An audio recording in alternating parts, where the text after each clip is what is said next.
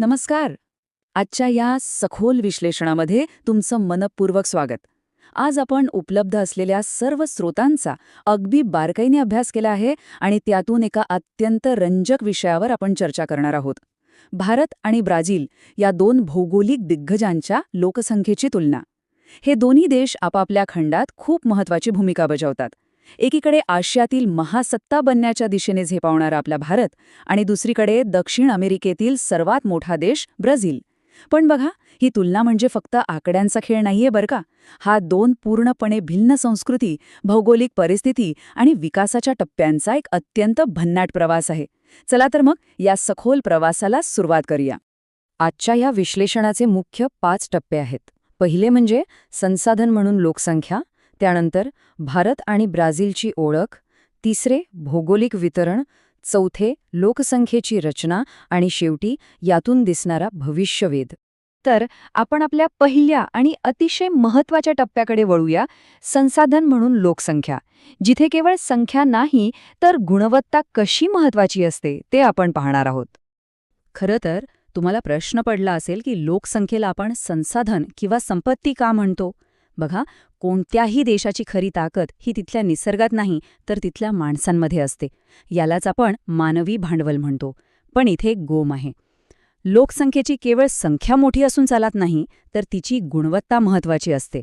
समजा एखाद्या देशात खूप लोक आहेत पण तिथे शिक्षणाचा अभाव आहे आणि आरोग्याच्या सुविधा नाहीत, तर काय होईल? ती लोकसंख्या देशाच्या विकासाला गती देण्याऐवजी देशावर एक प्रकारचा भार बनेल. पण या उलट जर लोकसंख्या साक्षर असेल, त्यांच्याकडे नवनवीन कौशल्य असतील आणि ते निरोगी असतील तर तो देश अतिशय वेगाने प्रगती करतो. थोडक्यात सांगायचं तर निरोगी आणि साक्षर लोकसंख्या हीच खऱ्या अर्थाने देशाची मोठी ताकद असते. आता आपण भारत आणि ब्राझील या दोन देशांची एक प्राथमिक ओळख करून घेऊया.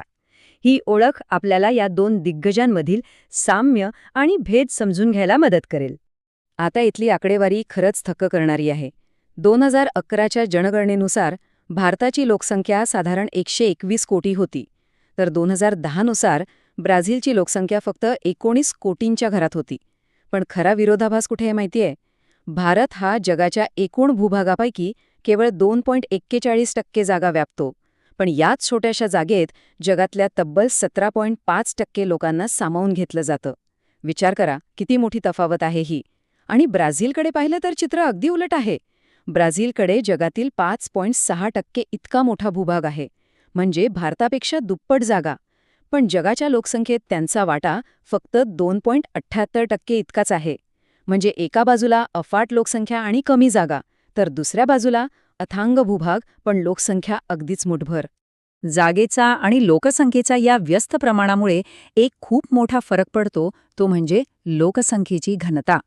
भारताची लोकसंख्येची घनता 382 व्यक्ती प्रति चौरस किलोमीटर इतकी प्रचंड आहे आणि ब्राझीलची फक्त 23.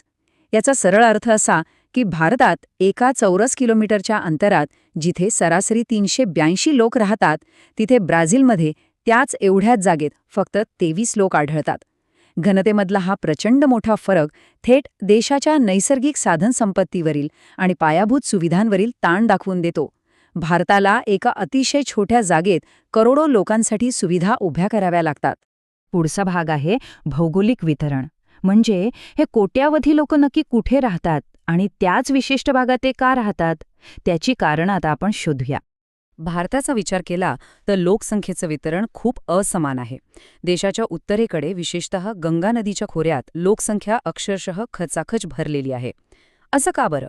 यामागे निसर्गाचा खूप मोठा हात आहे. तिथली जमीन अगदी सपाट आणि अत्यंत सुपीक आहे, ज्यामुळे शेती उत्तम होते. हिमालयातून येणाऱ्या नद्यांमुळे वर्षभर पाण्याची मुबलक उपलब्धता असते आणि हवामानही शेतीला पूरक असतं. हजारो वर्षांपासून इथे शेती होत असल्यामुळे आपोआपच उद्योगधंदे वाढले आणि म्हणूनच आज तिथे रस्ते, रेल्वे आणि रोजगाराचं एक अतिशय दाट जाळे निर्माण झाले आहे, जे साहजिकच लोकांना तिकडे आकर्षित करतं. पण आपण जर ब्राझीलमधील ॲमेझॉन नदीच्या खोऱ्याकडे पाहिलं तर तिथली परिस्थिती पूर्णपणे विरुद्ध आहे. तिथे अतिउष्ण आणि दमट हवामान आहे आणि वर्षभर तुफान पाऊस पडतो. ही ॲमेझॉनची वर्षावने इतकी घनदाट आणि अवाढव्य आहेत की तिथे माणसांना राहण्यासाठी अत्यंत प्रतिकूल परिस्थिती निर्माण होते. सततचा पाऊस आणि जंगलांमुळे तिथे रस्ते किंवा रेल्वे जाळे उभारणं जवळजवळ अशक्यच असतं. त्यामुळे तिथे दळणवळणाच्या सुविधा अत्यंत मर्यादित आहेत. म्हणूनच ब्राझीलचा हा एवढा प्रचंड मोठा भूभाग असूनही तिथे मानवी वस्ती अतिशय विरळ आहे. आता हे नद्यांच्या खोऱ्यांमधले फरक बाजूला ठेवले तर या दोन्ही देशांमध्ये एक भन्नाट साम्य आपल्याला दिसतं. ते म्हणजे किनारपट्टीवरील वस्ती. भारतात पूर्व आणि पश्चिम किनारपट्टीवर जसं की मुंबई किंवा चेन्नई इथे लोकसंख्येची प्रचंड गर्दी आहे. आणि आश्चर्य म्हणजे ब्राझीलमध्ये तर चक्क 90% लोकसंख्या पूर्व किनारपट्टीच्या फक्त 300 किलोमीटर रुंदीच्या पट्ट्यात राहते. रियो दी जनेरो आणि सावो पावलोसारखी मोठी शहरे याच पट्ट्यात आहेत. याचं मुख्य कारण म्हणजे किनारी प्रदेशांमधलं समशीतोष्ण हवामान आणि जागतिक व्यापारासाठी आवश्यक असलेली बंदरं. यामुळे इथे उद्योगधंदे वेगाने वाढतात आणि रोजगाराच्या शोधात लाखो लोक किनारपट्टीकडे वळतात. चला, आता आपण लोकसंख्येच्या रचनेकडे वळूया. देशाचे खरे आरोग्य काय आहे हे इथूनच समजतं.